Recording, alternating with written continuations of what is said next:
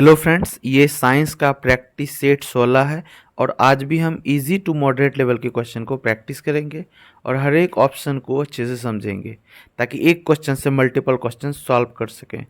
तो जो भी फर्स्ट टाइम चैनल पे विजिट की उस चैनल को सब्सक्राइब कर लेना ताकि वीडियो का नोटिफिकेशन आपको मिल सके। तो फर्स्ट क्वेश्चन है, मेढक के लार्वा को कहते हैं। ऑप्शन है पुपिल, टेडपोल, कैटरपिलर, कोई नहीं या एक से अधिक। तो इस क्वेश्चन का राइट आंसर हो जाएगा टेडपोल। ठीक है, जो टेडपोल होते हैं मेढक के लार्वा को कहते हैं। मेढक जब लार्वा फॉर्म में रहते हैं तो वो फिश की तरह बस एक बॉडी और एक टेल होती है। ठीक है, और ये पुपिल कुछ नहीं है, जो आंख वाली पुपिल है ना उसका इसमें है, तो इसका कोई सेंस बनता है नहीं। कैटरपिलर किसको कहते हैं? तो कैटरपिलर किसको कहते हैं यहाँ पे हमने डिस्कशन लिखा है। जो कैटरपिलर होते हैं वो तितली और पतंग के लार्वा को कहते हैं।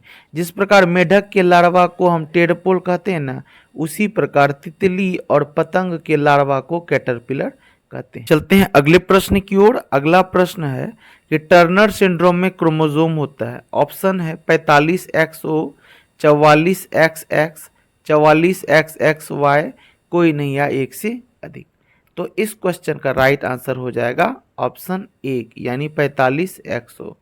टर्नर सिंड्रोम के बारे में हमने डिस्कस भी किया था कि जो सिंड्रोम होते हैं टर्नर सिंड्रोम, क्लाइनफिल्टर सिंड्रोम और टर्नर सिंड्रोम, इस तरह के कुछ सिंड्रोम होते हैं। जो टर्नर सिंड्रोम होते हैं उसमें जो सेक्स क्रोमोसोम होते हैं, एक क्रोमोसोम एब्सेंट हो जाते हैं, जीरो हो जाते हैं, एब्सेंट। ठीक है, तो उसे ही टर्नर सिंड्रोम कहते हैं। 44+XX जो ये नॉर्मल है, नॉर्मली इंसान में 46 क्रोमोसोम होते हैं, जिसमें से 44+XX फीमेल के और 44+XY मेल के होते हैं। ये जो 44+XXY है इसे क्लाइनफिल्टर सिंड्रोम कहते हैं। ठीक है, 44+XXY क्लाइनफिल्टर सिंड्रोम है। इसमें जो पुरुष होते हैं, इसमें जो होते हैं महिलाओं की तरह कुछ कुछ अंग उभरने लगते हैं जैसे स्तन में। ठीक है, चलते हैं अगले प्रश्न की ओर। अगला प्रश्न है कि नारियल में कौन से भाग को खाते हैं। ठीक है, ऑप्शन दे रखा है भ्रूणपोष को, बाह्य फल भित्ति को, बीज को, कोई नहीं या एक से अधिक। तो इस क्वेश्चन का राइट आंसर हो जाएगा भ्रूणपोष। भ्रूणपोष को इंग्लिश में एंडोस्पर्म भी कहते हैं। ठीक है, भ्रूणपोष को इंग्लिश में एंडोस्पर्म कहते हैं। अब इसका डिस्कशन देख लेते हैं डायग्राम के साथ। ये है पूरे फ्रूट का डायग्राम। फ्रूट में जो है कि सबसे अंदर ये वाले जो है इसे कहते हैं सीड। ठीक है, तो इसे कहते हैं सीड, तो इसीलिए यहाँ पे बीज लिखा हुआ है। बीज के बाहर जो आवरण है, ठीक है, इसे कहते हैं अंतःफल भित्ति। ठीक है, उसके बाद जो बीच वाला गूदा दिख रहा है इसे मध्य फल भित्ति, और जो बाहरी छिलके जैसा इसे बोलते हैं बाह्य फल भित्ति। किसी किसी में छिलके वाले भाग को खा लेते हैं, यानी बाह्य फल भित्ति को खा लेते हैं। ठीक है, तो और बीज के अंदर क्या क्या देखने को मिलता है? बीजावरण, भ्रूण, और जो भ्रूण को पोषण करने के लिए रहता है भ्रूणपोष। जैसे नारियल का जो सफेद कलर होता है वो भ्रूणपोष ही है, भ्रूणपोष। समझे? तो नारियल का हम लोग भ्रूणपोष खाते हैं। नारियल का जो कवरिंग होते हैं वो सीड हुए, और उसके अंदर जो व्हाइट है वो हुए भ्रूणपोष यानी एंडोस्पर्म हुए। तो यहाँ पे ये सारी चीजें हमने देखी कि फल जो है कि अंतःफल वित्ती, मध्य फल वित्ती और बाह्य फल वित्ती। बाह्य फल वित्ती में क्या क्या खाते हैं? टमाटर वगैरह जो हम लोग खा लेते हैं वो बाह्य फल वित्ती। उसका छिलका छिराते हैं? नहीं, हम लोग सहित खा जाते हैं, पूरा का पूरा फल वित्ती खा जाते हैं। टमाटर हुआ, अमरूद हुआ, ये सब चीजें। ठीक है, और भ्रूणपोष जो है एंडोस्पर्म जिसको कहते हैं उसे कहते हैं। जैसे गेहूं का दाना, मकई का दाना में जो सादा वाला भाग होता है उसे कहते हैं एंडोस्पर्म। चलते हैं अगले प्रश्न की ओर। अगला प्रश्न है, प्रकाश संश्लेषण में क्या अपचयित होता है? जो प्रकाश संश्लेषण होता है ना उसमें NADP बन जाता है, और H2O जो होता है वो बन जाता है ऑक्सीडाइज करके O2। ठीक है, चलते हैं इसका डिस्कशन को थोड़ा देख लेते हैं डायग्राम के साथ। तो ये फोटोसिंथेसिस हो रहा है, कहाँ पे हो रहा है? तो ये है क्लोरोप्लास्ट। क्लोरोप्लास्ट में देख रहे हैं कि कार्बन डाइऑक्साइड अंदर जाता है, क्योंकि प्लांट जानते हैं फोटोसिंथेसिस करने के लिए कार्बन डाइऑक्साइड की नीड होती है। तो कार्बन डाइऑक्साइड वो लेते हैं और हमें ऑक्सीजन देते हैं। तो देखिए वाटर है H2O, उससे बन जाता है ऑक्सीजन, और जो NADPH है उनसे बन जाता है NADP, यानी इसका अपचयित हो जाता है। ठीक है, तो इस प्रक्रिया में जल ऑक्सीकृत हो जाता है और NADP अपचयित हो जाता है। चलते हैं अगले प्रश्न की ओर। अगला प्रश्न है, इनमें से कौन संतृप्त हाइड्रोकार्बन है? ठीक है। ऑप्शन दे रखा है CnH2n+2, CnH2n, CnH2n-2। तो ये ऑर्गेनिक केमिस्ट्री वाले चैप्टर से है और सबका फॉर्मूला दे रखा है एल्केन, एल्कीन और एल्काइन का। तो कौन से संतृप्त हाइड्रोकार्बन, तो इस क्वेश्चन का राइट आंसर हो जाएगा CnH2n+2, क्योंकि इस फॉर्मूले से बनेगा आपको जो जिस भी कार्बन के बीच सिंगल मतलब जिस भी कार्बन कार्बन के बीच सिंगल बॉन्ड होते हैं उसे संतृप्त हाइड्रोकार्बन कहते हैं, और वही अगर कार्बन कार्बन के बीच डबल बॉन्ड प्रेजेंट हो या ट्रिपल बॉन्ड प्रेजेंट हो तो उसे असंतृप्त हाइड्रोकार्बन कहते हैं। तो ये एल्केन का फॉर्मूला है, ये एल्कीन का फॉर्मूला है और ये अल्काइन का फॉर्मूला है। चलते हैं अगले प्रश्न की ओर। अगला प्रश्न है कि कौन ठंडे जल के साथ क्रियाशील है। ऑप्शन है lead, copper, sodium, calcium, magnesium, कोई नहीं या एक से अधिक। अगर आप सबका सिंबल जान रहे हैं तो भी आप कर सकते थे।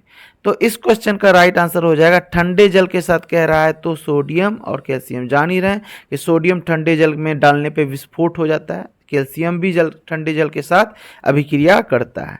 लेकिन Mg जो है ये ठंडे जल के साथ नहीं बल्कि गर्म जल के साथ अभिक्रिया करता है, और Pb और Cu ये किसी भी जल के साथ अभिक्रिया नहीं करता है। ठीक है, तो चलते हैं अगले प्रश्न की ओर। अगला प्रश्न है कि किसी माध्यम में अनुदैर्घ्य तरंग के साथ संचरित राशि है। ऑप्शन है ऊर्जा, तरंगदैर्घ्य, आवृत्ति, कोई नहीं या एक से अधिक। तो आपको बताना है जो अनुदैर्घ्य तरंग है इसके साथ जो राशि संचरित होती है कौन कौन सी राशि है। ठीक है, तो इस क्वेश्चन का राइट आंसर हो जाएगा एक से अधिक। क्यों एक से अधिक हो जाएगा? क्योंकि आपको हमने बताया था कि अनुदैर्घ्य तरंग और अनुप्रस्थ तरंग वाले डिस्कशन में कि जो अनुदैर्घ्य तरंग होती है, ठीक है, उसमें आवृत्ति जो होती है वो उच्च होती है, और जिसकी आवृत्ति उच्च होगी उसमें ऊर्जा भी अधिक होती है। तो अनुदैर्घ्य है ना, तो अनुदैर्घ्य में ऊर्जा अधिक होगी और आवृत्ति अधिक होगी। अगर आवृत्ति नहीं होता तो सिर्फ ऊर्जा पे टिक करते हैं, और ऊर्जा आवृत्ति है तो दोनों हो जाएगा, इसी वजह से एक से अधिक राइट आंसर हो गया। यही अनुदैर्घ्य के जगह पे अगर अनुप्रस्थ तरंग होता, ठीक है, अनुप्रस्थ तरंग होता तो क्या टिक करते, तो हम लोग तरंगदैर्घ्य को टिक करते हैं, क्योंकि अनुप्रस्थ तरंग में तरंगदैर्घ्य अधिक होते हैं। चलते हैं अगले प्रश्न की ओर। अगला प्रश्न है कि सूर्य की ऊर्जा का स्रोत किस प्रक्रिया में निहित होता है। ऑप्शन दे रखा है फोटो इलेक्ट्रिक उत्सर्जन, नाभिक विखंडन, नाभिक संलयन, कोई नहीं या एक से अधिक। तो इसमें कहा जा रहा है कि जो सूर्य की ऊर्जा होती है वो किस प्रक्रिया में निहित है। ठीक है, तो इस क्वेश्चन का राइट आंसर हो जाएगा नाभिक संलयन।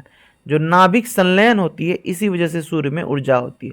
हाइड्रोजन का हीलियम में संलयन होता है, इसी वजह से सूर्य में ऊर्जा होती है। ठीक है, और जो सूर्य होती है वो प्लाज्मा अवस्था में होती है। ठीक है, कौन सी अवस्था में?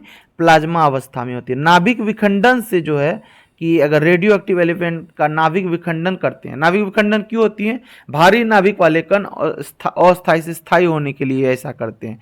इससे अल्फा, बीटा, गामा किरणें निकलती है। ठीक है, अब फोटो इलेक्ट्रिक उत्सर्जन क्या है, आइए इसके बारे में डायग्राम के साथ देखते हैं। सबसे पहले डेफिनेशन को देख लीजिए कि जो फोटो इलेक्ट्रिक उत्सर्जन है ये घटना है जिसमें प्रकाश की वजह से धातु की सतह से इलेक्ट्रॉन निकलते हैं।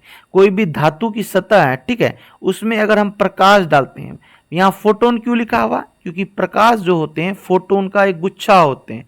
वो प्लांक कांस्टेंट वाले में आपने पढ़ा होगा फिजिक्स में, प्रकाश जो होते हैं फोटोन से मिलके बने होते हैं। ठीक है, तो फोटोन ऊर्जा होती है। इस प्रकार प्रकाश को अगर किसी धातु पे डालते हैं ना तो धातु से इलेक्ट्रॉन निकलने लगता है।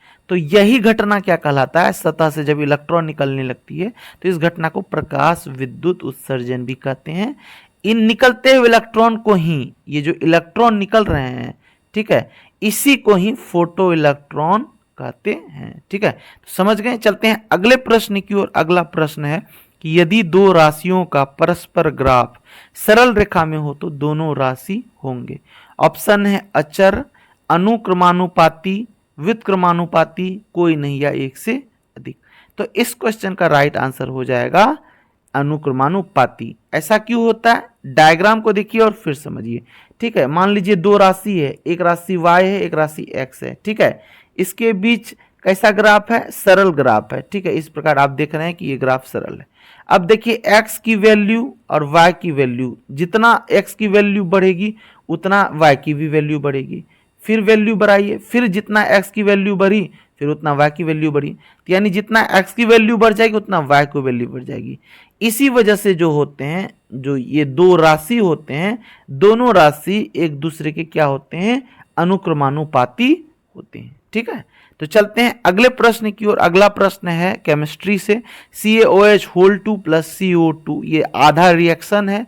यहाँ पे फिल इन द ब्लैंक्स में आपको भरना है, बताना है कि जो ये कैल्शियम हाइड्रोक्साइड है इसकी अभिक्रिया कार्बन डाइऑक्साइड से करने पर क्या होते हैं। ठीक है, और CaOH होल 2 को क्या बोलते हैं, बुझा हुआ चूना कहते हैं। ठीक है, और CaO को बिना बुझा हुआ चूना कहते हैं। ठीक है, और जब CaO जो होते हैं वो H2O के साथ अभिक्रिया करते हैं तो बनाते हैं CaOH होल 2। ठीक है, कैल्शियम हाइड्रोक्साइड। अब वही ऑप्शन कह रहा है अगर कैल्शियम हाइड्रोक्साइड अगर कार्बन के साथ अभिक्रिया करे तो क्या बनती है। एक अगला दिया हुआ प्रोडक्ट, यहाँ पे आपको मेन प्रोडक्ट बताना है क्या बनता है। ऑप्शन दे रखा है calcium carbonate, calcium oxide, CaCO2, कोई नहीं या एक से अधिक। तो इस क्वेश्चन का राइट आंसर हो जाएगा आपका CaCO3 प्लस H2O बनता है। तो CaCO3 यहाँ पे फिल होगा और प्लस H2O बाहर आ जाएगा। ठीक है, चल, तो ये था आज का आखिरी प्रश्न। अगर इसी तरह की MCQs आपको कंटिन्यू करनी है और आपको अच्छी लग रही है तो वीडियो को लाइक कर देना, क्योंकि बहुत सारे लोग वीडियो को देखते हैं और चैनल को, क्योंकि बहुत सारे लोग वीडियो को देखते हैं पर चैनल को सब्सक्राइब नहीं करते हैं, ना ही वीडियो को लाइक करते हैं। तो जरूर वीडियो को लाइक कर देना और चैनल को सब्सक्राइब कर लेना।